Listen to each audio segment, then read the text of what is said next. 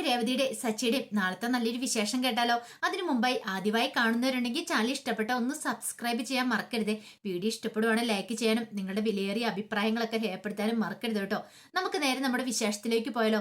അങ്ങനെ നാളത്തെ വിശേഷത്തില് രേവതി വല്ലാതെ വിഷമിച്ച് മുറിയിലിരിക്കുക. സച്ചിയെക്കുറിച്ച് ഓർമ്മകളായിരുന്നു രേവതിയുടെ മനസ്സ് നിറയും. സച്ചിയേട്ടന് ഒരു തെറ്റും ചെയ്തിട്ടില്ല. ആന്റണി മനഃപൂർവ്വം സച്ചിയേട്ടനെ കുടുക്കിയിരിക്കുന്ന കള്ള പരാതിയാ. സച്ചിയേട്ടൻ തന്നോട് വന്ന് പറഞ്ഞതാ താൻ ആന്റണിക്കിട്ട് രണ്ട് തല്ലു വെച്ച് കൊടുത്തു എന്നൊക്കെ. പക്ഷെ ഒരിക്കലും സച്ചിയുടെ പെണ്ണുങ്ങളുടെ നേരെ കൈ പൊക്കില്ല. ആ സമയം സച്ചിക്കും ഭയങ്കര ടെൻഷനായിരുന്നു. രേവതിക്ക് വയ്യാതിരിക്കുക.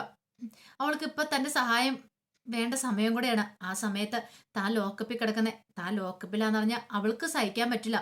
അതൊക്കെ ഓർത്തപ്പോ സച്ചിയുടെ നെഞ്ചു വിങ്ങുവാണ്. ഇനി എങ്ങനെ ഇവിടുന്ന് പുറത്തിറങ്ങും? പെണ്ണു കേസും കൂടെ ആയതുകൊണ്ട് പെട്ടെന്ന് പുറത്തിറങ്ങാൻ പറ്റില്ല. ഒരു തെറ്റും ചെയ്യാതെ അവൻ തന്നെ കുടുക്കിയിരിക്കുന്നേ. പക്ഷെ എന്തേലും ചെയ്തേ മതിയാവുള്ളൂ. ഇവിടെ നിന്ന് ഇറങ്ങിയില്ലെങ്കിൽ തന്നെ നേരെ ജയിലിലേക്കേ വിടുള്ളൂ. അതൊക്കെ ഓർത്ത് കഴിഞ്ഞപ്പോ സച്ചിക്ക് സമാധാനം പോയി. അപ്പോഴേക്കും രേവതിയുടെ അടുത്തേക്ക് ശ്രീകാന്തും വർഷയും കൂടെ വന്നു. വർഷം വന്നിട്ട് പറഞ്ഞു, ചേച്ചി രേവതി ചേച്ചി വിഷമിക്കേണ്ട കാര്യമില്ല. നാളെ വക്കീലിനെ ഏർപ്പാടാക്കി വക്കീലിനെ കൊണ്ട് വേണ്ടുന്ന കാര്യങ്ങളൊക്കെ നമുക്ക് ചെയ്യിക്കാം. ചേച്ചി എന്തിനാ ടെൻഷൻ അടിക്കുന്നത്? ശ്രീകാന്ത് പറഞ്ഞു, അതേ രേവതി അടുത്തി ചേച്ചി വിഷമിക്കണ്ട. അല്ലെങ്കിൽ സച്ചിയേട്ടൻ തെറ്റൊന്നും ചെയ്തിട്ടില്ലോ. അപ്പോഴേക്കും വർഷ പറഞ്ഞു, തെറ്റ് ചെയ്തിട്ടില്ല സച്ചേട്ടൻ. പക്ഷേങ്കിൽ അവരുടെ കള്ളപ്പരാതിയല്ലേ കൊടുത്തത്. അവളുടെ കയ്യിൽ ബാൻഡേഡും കാര്യങ്ങളൊക്കെ ഉണ്ടായിരുന്നു. ആ കൈ ഒടിഞ്ഞതൊക്കെ പറഞ്ഞോണ്ട് പോരാത്തേന് മുറിവും കാര്യങ്ങളൊക്കെ ഉണ്ടെന്ന് പറഞ്ഞ് നെറ്റയിലും ഒക്കെ ബാൻഡേജൊക്കെ ഒട്ടിച്ചിട്ടുണ്ടായിരുന്നല്ലോ. പോരാത്തേന് ഡോക്ടറുടെ സർട്ടിഫിക്കറ്റും. ഇത് കേട്ടോണ്ട് രവീന്ദ്രൻ അങ്ങോട്ടേക്ക് വരുന്നേ. രവീന്ദ്രൻ രേവതിക്കുള്ള ആഹാരമായിട്ട് വന്നതാ. രവീന്ദ്രൻ പറഞ്ഞു, അതൊക്കെ നമുക്ക് കൃത്രിമമായിട്ട് ഉണ്ടാക്കാവുന്നല്ലേ ഉള്ളൂ കൊച്ചായി. ഈ പറയുന്ന ഡോക്ടർ സർട്ടിഫിക്കറ്റ് ഡോക്ടർക്ക് പൈസ കൊടുക്കുവാണെങ്കിൽ അങ്ങനെ സർട്ടിഫിക്കറ്റ് കൊടുക്കുന്ന ഡോക്ടർമാരും ഉണ്ട്. പിന്നെ ബാൻഡേഡും കാര്യങ്ങളൊക്കെ അതൊക്കെ ചെറുതെ വെച്ച് കെട്ടാവുന്നല്ലേ ഉള്ളൂ. അത് കേട്ടപ്പോൾ ശ്രീകാന്ത് പറഞ്ഞു, അച്ഛൻ പറഞ്ഞ 100% ശരിയാ. മിക്കവാറും അങ്ങനെയായിരിക്കും. അല്ല, അവളുടെ വീട് എവിടെയാ എന്താന്നൊക്കെ അറിയാവോ? അതൊക്കെ എന്നോട് പറഞ്ഞു തന്നിട്ടുണ്ട്. എവിടെയാന്ന് ആ പരാതിമേൽ അഡ്രസ്സ് ഉണ്ടായിരുന്നു, അതെനിക്ക് കിട്ടിയിട്ടുണ്ട്. ആ സമയം രവീന്ദ്രൻ പറഞ്ഞു, ശരിക്കും അവളുടെ വീട്ടിലെ അഡ്രസ്സിൽ അന്വേഷിച്ച് തന്നാൽ അറിയാം ശരിക്കും ഇതൊക്കെ ഉള്ളതാണോ അല്ലയോ എന്നൊക്കെ. കൃത്യമായിട്ടുള്ള വീട് നമുക്ക് കിട്ടുമെന്ന് പറഞ്ഞു. പിന്നീട് രവീന്ദ്രൻ പറഞ്ഞു, മോളെ നീ ഇത് കഴിക്ക്. നീ ഒന്നും കഴിച്ചിട്ടില്ലല്ലോ. അപ്പം സച്ചി വന്നിട്ട് ആഹാരം കഴിക്കാന്ന് പറഞ്ഞ് രേവതി ഇരിക്കുക. പക്ഷെ സച്ചി വന്നില്ലല്ലോ. അപ്പൊ നീ ഇത് കഴിക്കാനൊക്കെ പറഞ്ഞു. രേവതി പറഞ്ഞു, വേണ്ടച്ചാ, എനിക്ക് വേണ്ടാന്ന് പറയണ. അതെന്ത് വർത്താനം മോളെ നീ പറയണേ? നീ ആഹാരം കഴിക്കാതിരുന്ന എങ്ങനെ ശരിയാന്നേ? കാല് വയ്യാണ്ടിരിക്കണ സമയത്ത് ആഹാരം കൂടെ കഴിക്കാതിരുന്നാലോ? ഇത് കഴിക്കാനൊക്കെ പറഞ്ഞു. അച്ഛൻ എനിക്ക് വിശക്കുന്നില്ല. രേവതിക്ക് സച്ചിയെക്കുറിച്ചുള്ള ചിന്തകളായിരുന്നു. സച്ചി ആഹാരമൊന്നും കഴിച്ചിട്ടില്ലല്ലോ. മോളെ നീ ഇങ്ങനെ പട്ടിണി ഇരുന്നാൽ ശരിയാകത്തില്ല. ദേ അച്ഛനല്ലേ പറയണേ. ഇനിയിപ്പം സച്ചി വന്നേമ്പം ചോദിക്കും അച്ഛൻ എന്താ അവൾക്ക് ആഹാരം കൊടുക്കാത്തെന്ന്. എന്നെയല്ലേ ചീത്ത പറയുള്ളൂ. അപ്പോഴേക്കും വർഷ പറഞ്ഞു, അതെ രേവതി ചേച്ചി, കഴിക്കാനൊക്കെ പറഞ്ഞ് നിർബന്ധിച്ച് കുറച്ച് കഴിപ്പിക്കുക. ഈ സമയത്ത് സച്ചിക്ക് ആഹാരം വാങ്ങിക്കൊണ്ട കൊടുത്തു പോലീസുകാര്. പക്ഷെ സച്ചി കഴിക്കാൻ കൂട്ടാക്കില്ല. സച്ചി എനിക്ക് വേണ്ടാന്ന് പറഞ്ഞു. സച്ചിയുടെ മനസ്സിൽ മുഴുവൻ വീടിനെ കുറിച്ചുള്ള ചിന്തകളാ, രേവതിയെ കുറിച്ചുള്ള ചിന്തകളാ. അങ്ങനെ രേവതി ആഹാരം കഴിച്ച് കുറച്ചായപ്പത്തിനും മതിയെന്നും പറഞ്ഞുകൊണ്ട് ബാക്കി കഴിച്ചില്ല. അപ്പോഴേക്കും രവീന്ദ്രൻ പറഞ്ഞു, മോളെ നീ വിഷമിക്കണ്ടെന്നും പറഞ്ഞുകൊണ്ട് അങ്ങോട്ട് കയറിപ്പോയി. അപ്പോഴേക്കുമാണ് അച്ചമ്മയുടെ വരവ്. അച്ചമ്മ വന്നിട്ട് പറഞ്ഞു, ദേ രേവതി, നീ എന്തിനാ സങ്കടപ്പെടുന്നേ? സച്ചിയുടെ കാര്യം ഓർത്തിട്ടാണോ? അതൊന്നും ഓർത്ത് വിഷമിക്കണ്ട. വർഷ പറഞ്ഞു, ഞാൻ പറഞ്ഞല്ലോ നല്ലൊരു വക്കീലിനെ തന്നെ നാളെ ഏർപ്പാടാക്കുന്നേ. അവരുമായിട്ട് സംസാരിച്ച് വേണ്ട കാര്യങ്ങളൊക്കെ ചെയ്യാം. സച്ചിയുടെ നാളെ ജാമ്യത്തിൽ ഇറക്കാം. അച്ഛമ്മ ഇത്തിരി സമയം ആലോചിച്ചു. എന്നിട്ട് പറഞ്ഞു, ഒരു വക്കീലിന്റെ ആവശ്യമില്ല. വക്കീലിന്റെ ആവശ്യമില്ലെന്നാ? അതെ, ഈ കേസ് നമുക്ക് തന്നെ കൈകാര്യം ചെയ്യാൻ പറ്റും. അവനെ നമുക്ക് പുഷ്പം പോലെ ഇറക്കിക്കൊണ്ടുവരാം. അല്ലച്ചമ്മേ, അതെങ്ങനെയാന്ന് ശ്രീകാന്ത് ചോദിച്ചു. അതിനൊക്കെയുള്ള വഴിയുണ്ടാ, നീ ധൈര്യമായിട്ടിരിക്കുക. അപ്പോഴേക്കും വർഷ പറഞ്ഞു, അച്ഛമ്മ അത് ഈസി ആയിട്ടുള്ള കാര്യമില്ല, പെണ്ണ് കേസാ. അതെ, സച്ചി ഒരിക്കലും അവള് ഉപദ്രവിക്കില്ലെന്ന് എനിക്ക് നല്ല ഉറപ്പുണ്ട്. അപ്പൊ അങ്ങനെയാണെങ്കിൽ അവള് കൈയൊക്കെ വെച്ച് കെട്ടിക്കൊണ്ട് പോയിരിക്കുന്ന കള്ളത്തരമായിരിക്കും. എടാ ശ്രീകാന്തെ, നിനക്ക് അവളുടെ വീട് എവിടെയാന്ന് അറിയാവോന്ന് ചോദിച്ചു. അറിയാം, അഡ്രസ്സൊക്കെ കിട്ടിയിട്ടുണ്ട്. വീട് കൃത്യമായിട്ട് അറിയില്ല, അത് കണ്ടുപിടിക്കാവുന്നുള്ളൂ.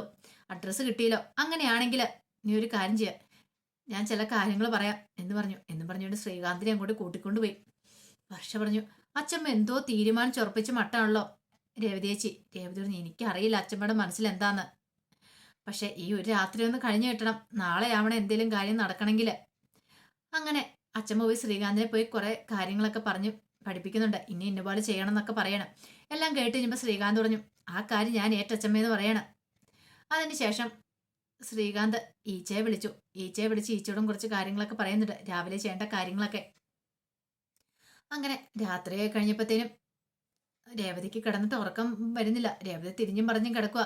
എങ്ങനെയെങ്കിലും സച്ചിയാണോ ഒന്ന് പുറത്തിറക്കിയാലേ മതിയാവുള്ളൂ. എന്തേലും ചെയ്യണം. എന്താ ചെയ്യണ്ടേ? പാവ സച്ചിയേട്ടന് അതൊക്കെ ഓർത്ത് അങ്ങനെ കിടന്നു. പിറ്റേ ദിവസം രാവിലെയായി. വർഷയെ ശ്രീകാന്തിനെയും കൂടെ അച്ചമ്മ വിളിച്ചു. അച്ചമ്മ വിളിച്ചിട്ട് പറഞ്ഞു, വാ നമുക്ക് പോവാന്ന് പറയണം. അപ്പോഴേക്കും വർഷ ചോദിച്ചു, അല്ല അച്ചമ്മ, അത് വക്കീലൊന്നും ഇല്ലാതെ, വക്കീലൊന്നും വേണ്ട, ഇതിനുള്ള തീരുമാനം ഞാൻ ഉണ്ടായിക്കോളാന്ന് പറഞ്ഞു. അങ്ങനെ ആദ്യം അച്ചമ്മ ചെയ്ത് ശ്രീകാന്തിനെയും വർഷനെയൊക്കെ കൂട്ടിക്കൊണ്ട് നേരെ പോയത് ആ പെണ്ണിന്റെ വീടിരിക്കുന്ന അവിടേക്കായിരുന്നു. അപ്പൊ പെണ്ണിന്റെ അഡ്രസ്സും കാര്യങ്ങളൊക്കെ ശ്രീകാന്തൻ അറിയായിരുന്നു. അപ്പൊ അവിടെ ചെല്ലുമ്പോൾ കൃത്യമായിട്ടുള്ള കാര്യങ്ങൾ അറിയാലോ. അങ്ങനെ അങ്ങോട്ടേക്ക് ചെന്നു. അവിടെ ചെന്ന് കോളിംഗ് ബെല്ല് അടിച്ചു കഴിഞ്ഞപ്പോഴത്തേനുമാണ് അഞ്ജന ഇറങ്ങി വരുന്നത്. അഞ്ജന ഇറങ്ങി വരുമ്പോ അച്ചമ്മ അടിമുടിയാന്ന് അവൾ നോക്കി. അവളുടെ കയ്യിൽ ഒന്നുമില്ലായിരുന്നു, ഒരു പാടും കാര്യങ്ങളും ഒന്നുമില്ല. അപ്പൊ തന്നെ അച്ചമ്മയ്ക്ക് മനസ്സിലായി ഇത് കള്ളപ്പരാതി എന്ന്.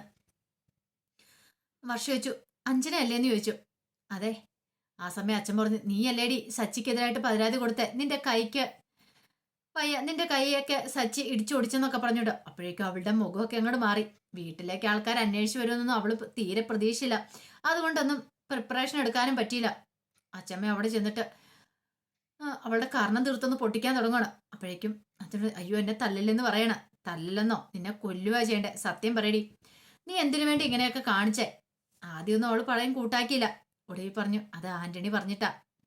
ആന്റണിയോട് കുറച്ച് പൈസ ഞാൻ ചോദിച്ചായിരുന്നു.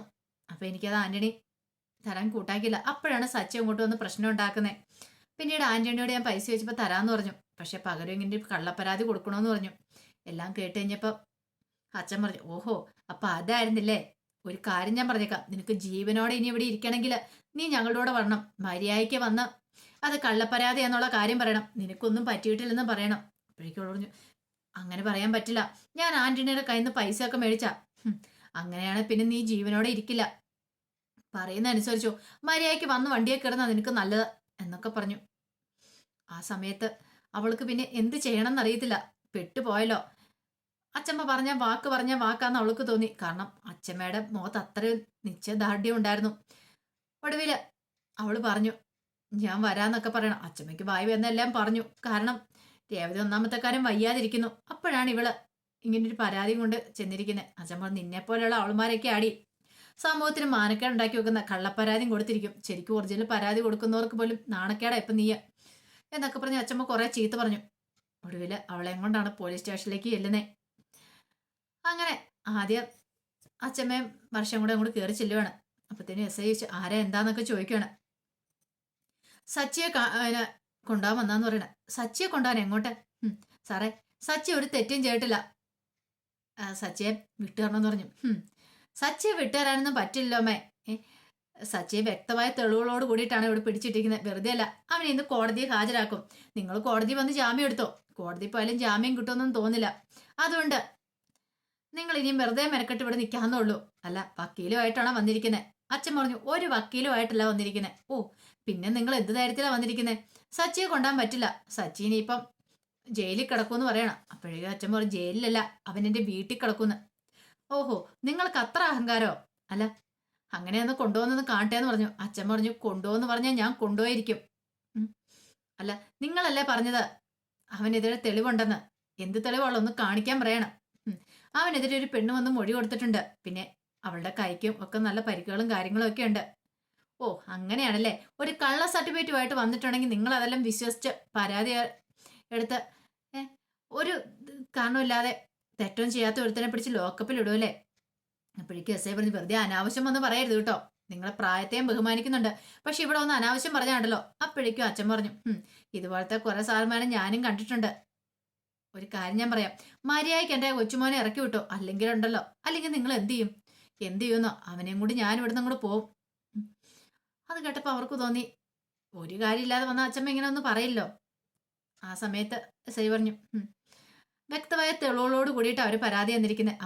അവര് പരാതി പിൻവലിച്ചിട്ടുമില്ല. പിന്നെ ഞങ്ങൾക്കൊന്നും ചെയ്യാൻ പറ്റില്ല എന്ന് പറഞ്ഞു.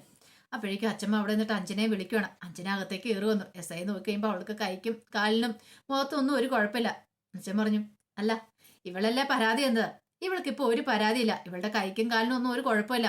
അതൊരു കള്ള പരാതിയായിരുന്നു. സത്യം പറയടിന്ന് പറഞ്ഞു. അങ്ങനെ അഞ്ജന ഒടുവിൽ സത്യങ്ങളൊക്കെ വിളിച്ചു പറയാണ്. എസ് ഐക്ക് കാര്യം ബോധ്യപ്പെട്ടു. അങ്ങനെ സച്ചിയെ മോചിപ്പിക്കുകയാണ്. അപ്പൊ അതിന്റെ വിശേഷങ്ങളൊക്കെയാണ് കാണുന്നത്. ആ വിശേഷങ്ങൾക്കായി നമുക്ക് എല്ലാവർക്കും കാത്തിരിക്കാം കേട്ടോ. ഒരിക്കൽ കൂടി എല്ലാവർക്കും ശുഭരാത്രി നേർന്നുകൊണ്ട് നിർത്തുന്നു.